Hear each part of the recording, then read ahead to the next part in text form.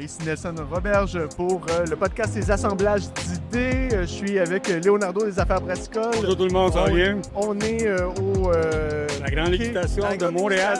Au quai dans le Vieux-Fort pour lancer le journal Les Assemblages d'idées et aussi lancer notre infolette d'affaires qui commence très bientôt. Ensuite, on continue à faire ce podcast-là qui est commandité par Étiquette PDF. Et on a avec nous Patrice Plouffe de la ferme du Loup. Pour jaser un peu de ta business, de qu'est-ce que tu fais, puis aussi comment tu le fais, puis parler. Et t'es où? Tu viens d'où en premier lieu? Hey, nous, on est D'où de viens-tu? Saint-Paulin, en Mauricie. C'est OK? Vous connaissez ça? Ben non. Non? Saint-Paulin? Saint-Paulin. OK, non. Non, c'est pas le fromage. On n'est pas loin de Saint-Élie-Caxton, dans le fond, OK. au nord du Saint-Laurent. Donc, c'est ça, on est des acériculteurs avant tout. Et puis, donc, on fait des acères qui sont des vins d'érable. Voilà. Quels sont? Ben oui, c'est ça. Ben oui, ben c'est ça. OK, c'est ça. Tu viens ici parce que c'est Nathalie qui a référé à venir jaser un petit peu de ça. Alors, c'est mis Parce en que gang. ben oui, ben vous êtes en mode Séduction. séduction, là. Ben oui, on veut se faire connaître. On est 25 producteurs au Québec. Là, je ne sais pas si Nathalie vous l'a dit. Et puis là, on s'est mis en gang justement pour faire reconnaître d'abord le nom Acer. Que quand on parle de vin d'érable, les gens pensent que c'est un vin cyclé. Oui, c'est ça. On ne sait pas trop. Alors, donc, c'est important qu'on s'unisse pour ça.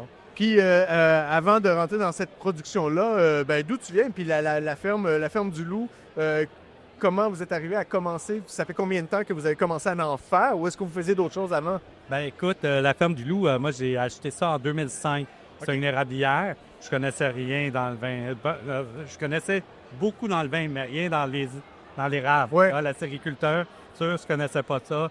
J'ai pas un père qui avait sa cabane à sucre, là. Alors, j'ai acheté ça. Et puis, l'idée de faire du vin m'intéressait parce que depuis que je suis jeune, là, je brasse plein d'affaires, je fais fermenter plein de choses. Puis à un moment donné... T'expérimentes. Oui, exactement. Puis là, j'avais goûté à des vins d'érable, justement, à ce moment-là, c'était en 2005. Puis j'ai dit, waouh, ça, c'est inspirant. Donc, c'est une des premières choses que j'ai faites quand j'ai fait couler du sirop d'érable dans mon gros tonneau.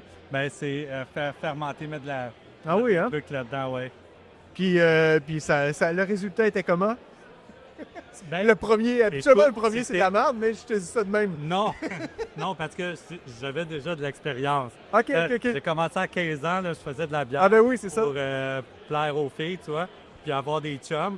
Fait que, donc, la fermentation, c'est quelque chose qui finit par se ressembler. Oui, Là, oui. tu t'éduques dans le goût, etc. Donc, à partir de là, je te dirais que c'était possiblement ma meilleure batch que j'ai faite. OK. OK. Oui. Puis j'en ai encore. 20 ans plus tard, j'en ai 2 bouteilles que j'ai garde bien précieusement. À un moment donné, on va fêter ça. Parce que c'est un vin, des acères, ça peut bien vieillir. Oui. Ça dépend de ce que tu fais avec. Oui. Là, aujourd'hui, on fait entre autres des pétnates, comme c'est des vins pétillants naturels. C'est la méthode qu'on utilise dans le vin. Mais ça, c'est pas fait pour vieillir. C'est des vins de plaisir. On en a d'autres plus doux où qu'on peut faire vieillir. Puis donc c'est assez jeune comme business de ça qu'on se dit 2005 quand même. Ben, je vais te dire, l'idée, c'est que je fais du vin depuis 20 ans, du vin d'érable. Je donnais ça à mon monde, je faisais des cadeaux de Noël avec, puis là, le monde était poli, je faisais goûter ça, Ça marche bien auprès des filles puis des chums, encore une fois. quelque chose comme ça. Et puis, à un moment donné, j'ai vu que les faces ont changé. Parce que, à un moment donné, en 2015, 2016, ça, les goûts des consommateurs, des nouvelles générations, on était plus ouverts, ça. On est dans des produits de découverte. Donc, les gens étaient ouverts à essayer les produits. Ils trouvaient ça vraiment bon. Alors là, je me suis dit, OK, il y a un potentiel économique de dire, je vais aller chercher mon permis. Puis c'est beaucoup de travail, tu vois, en amont, avant de commencer, avoir ton setup qui soit correct, etc., etc. Donc, moi, l'administration, c'est pas mon truc. Même si j'enseigne l'administration au cégep encore. Ah oui, là. OK. Mais c'est ça, la bureaucratie, je te dirais. Ouais, j'aime pas ça. la paperasse, Ouais, tout ça, là, tu sais. Fait que c'est là où... Tu as combien de produits chez vous? Puis c'est quoi ton produit phare? On a 4 produits. Je voudrais qu'on a moi, mon produit préféré, c'est un style, un vin amer. Donc, un style vermouth artisanal. OK. Ça, c'est un de mes préférés qui est demi-sec.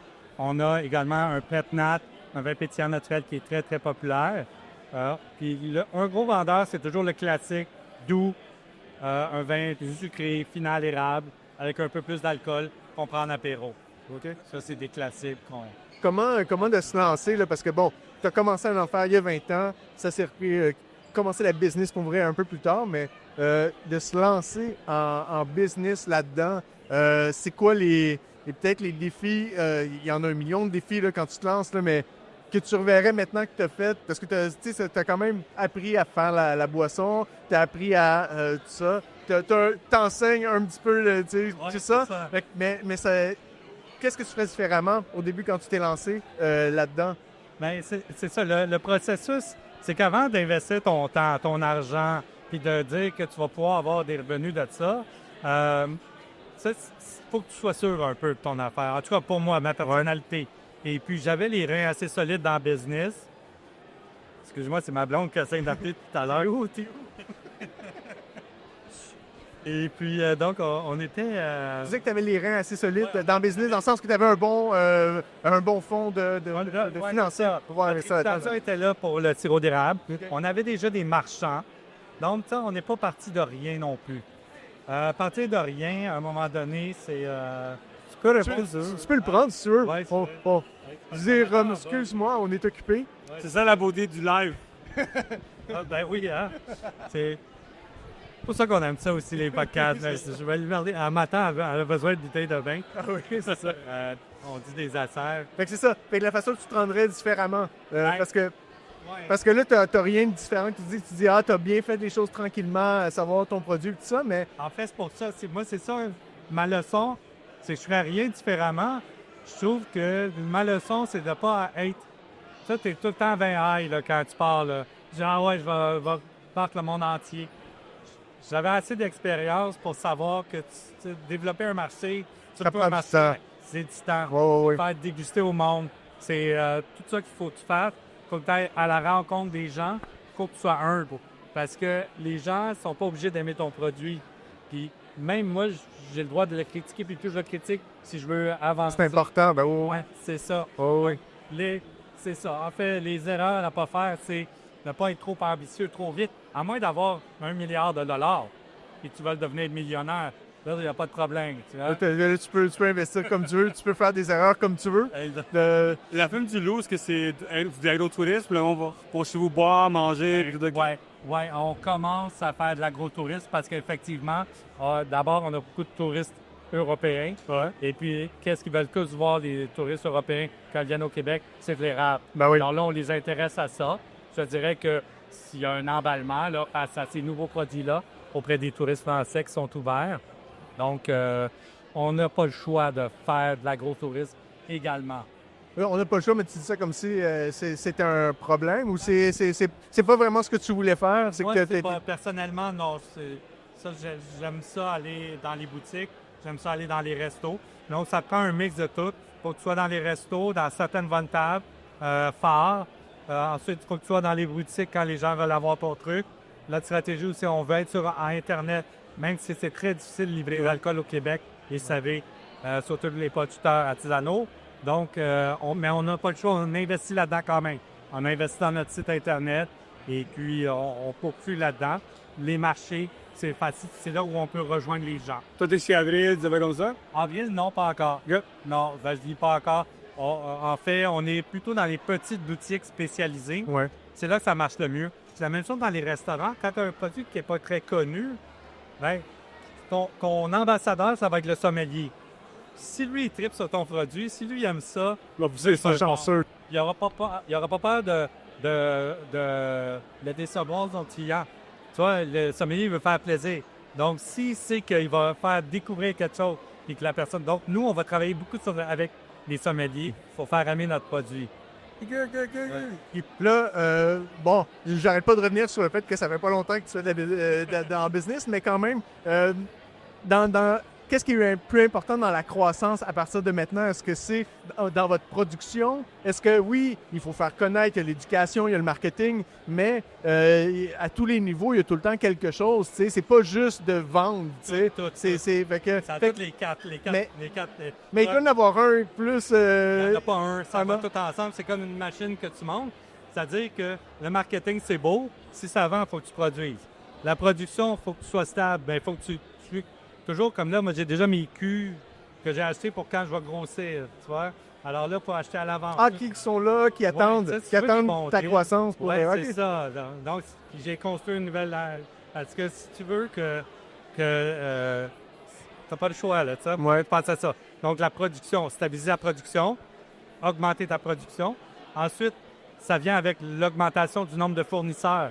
Donc, il faut que tu payes plus de factures. Ah oui. Tu as plus de fournisseurs à gérer. Ah oui. Fait que ça, toute ta Puis- comptabilité, ta finance, c'est une autre Puis affaire. là, on va parler de finances aussi, là, mais le cash flow, c'est l'affaire qui est le plus important. Ouais. Comment on réussit à avoir du cash flow à ce moment-là? Il faut que tu aies un produit fort, il faut que tu aies quelque chose qui... Ben c'est ça. Nous autres, on a les reins solides. Et puis, on a aussi notre business de sirop d'érable. Donc, Il y a ça, c'est c'est pas ça. un enjeu.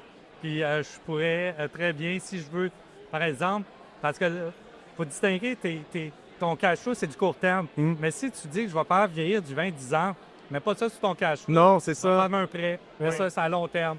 Donc, distinguer les actifs à long terme, les actifs à court terme. Selon ton objectif de croissance, selon ton Exactement. objectif de business. là. Je te dirais qu'on est toujours sur la marge, oui, mais on la rembourse. Il faut que ça tourne. OK. Fait que C'est c'est ça. impressionnant le mot qui se lance dans la boisson. Moi, je suis tout impressionné. Oui, c'est ça. Nous Chaque autres, on fois- en parle, chaque on fois- va en parler, mais... Et chaque fois que je reçois une bouteille, je suis comme, je sais le travail derrière des œufs, on a discussion là-dessus, tu sais.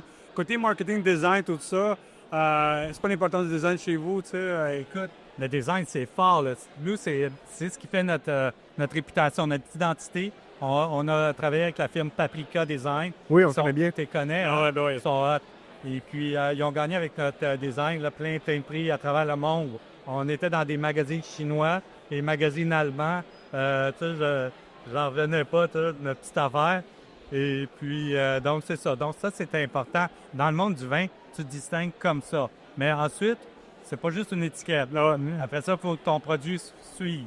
Oui. Là, ce que je trouve qu'avoir fait l'exercice avec eux, d'imaginer, de raconter une histoire, de se raconter une histoire d'histoire, de travailler avec eux une image, mais cette image-là, ça nous représente. Puis en même temps, après ça, quand on s'est mis, quand j'ai regardé mes produits, je disais, wow, là, il faut que je livre. Alors là, ça m'a poussé à m'améliorer. Tu vois, puis ça, c'est une conversation qu'on a des fois avec les producteurs, tout ça, puis ils ont d'être sûr d'avoir l'heure juste par rapport à la qualité de leurs produits, parce que tu es un producteur, tu aimes ton produit, tu as une belle étiquette, mais finalement, autour de toi, le monde font comme « Ah ouais, hein, tu sais. » Fait que comment tu réussis, toi, à garder un peu, tu sais, de débarquer de ton nuage, tu sais, on peut dire comme... Moi, je suis le pire critique de mon produit. Ah oui? Ah ouais, moi, toute ma gang, ils me disent tout le temps, hey, ta gueule, là, ça c'est pire. Relax. OK, relax. Il est bon ton produit, t'en vas, le monde dit, wow, ça.